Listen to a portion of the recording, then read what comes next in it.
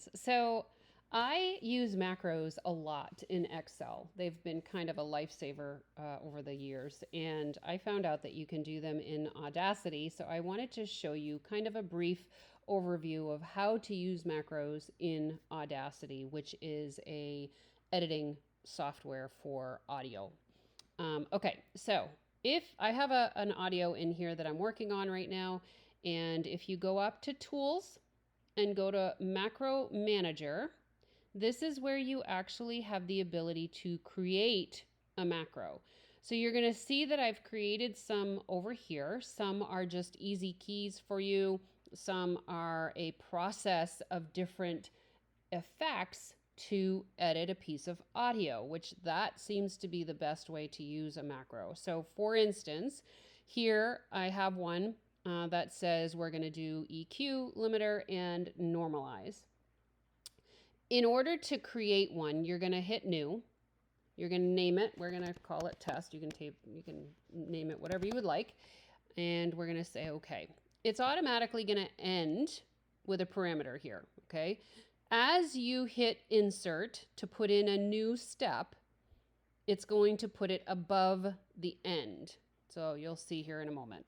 So the first thing I always like to do is I'm doing an audiobook right now, so I like to do an ACX check.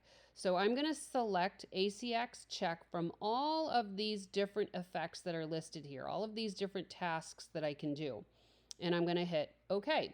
So you're going to notice that it popped it up again above the end, and it's the first thing that it's going to do.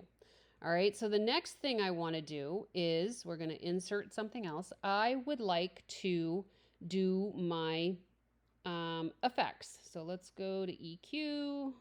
It is alphabetically set up. So here's the, what is it called in there? Filter curve EQ. All right, so I'm going to hit OK.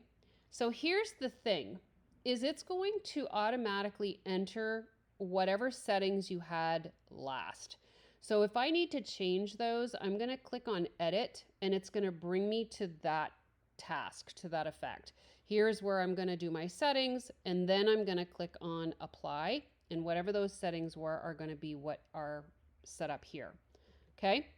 Now I would like to add a normalize because I tend to have to need a normalize on mine.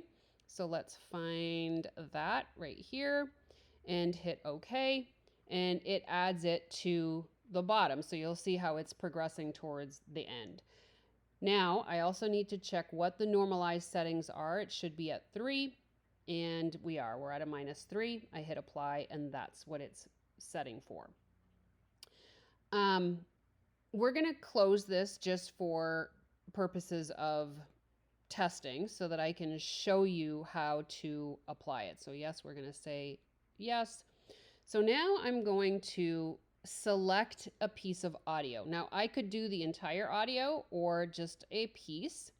I can go now to Tools, Apply Macro, and here we're going to do, because we did test, we're going to do test right down here. And you're going to notice that it did all of those pieces for you, and now it's showing that I'm passing ACX standards, and I can hit OK. I did not have to go in and do this. This is what you would have to do if you don't have a macro. So you're going to go Effect, you're going to go EQ and Filter and do your settings, hit Apply. Then you're going to go to Effect, you're going to do Normalize and hit Apply. So all of those things, and then I got to go back and ACX check, right? So all of those things are being saved by doing a macro. And so for me, what I've also done is I've gone into Audacity here, go to Preferences, and here's where you can set up shortcuts. So shortcuts are over here, so you can do keyboard shortcuts. All right, so now you got to scroll down and go find the tools, which is typically closer to the bottom.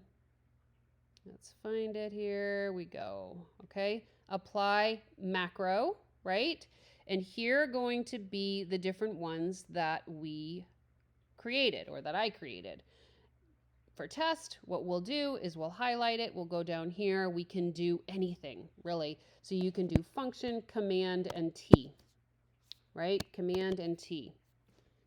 Not function, sorry. And then hit set. And now, well, it's telling me that something is already set for that. So let's do Control Option T. Oops, my bad. Hang on, I do that a lot. It's popping me to one. I did not hit.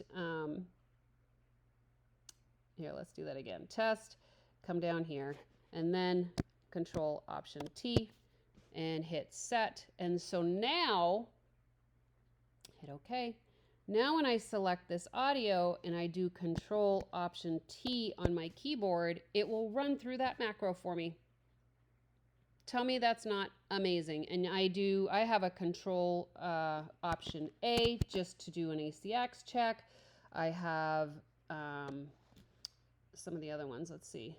Apply macro. So I've got an audiobook one, an EQ limiter, and I name them so that I know what process is happening. I do an MP3 conversion. I can scan for new devices, ACX check. So there's so many things that you can create macros for, and it's amazing. What a time saver. Hope this helped.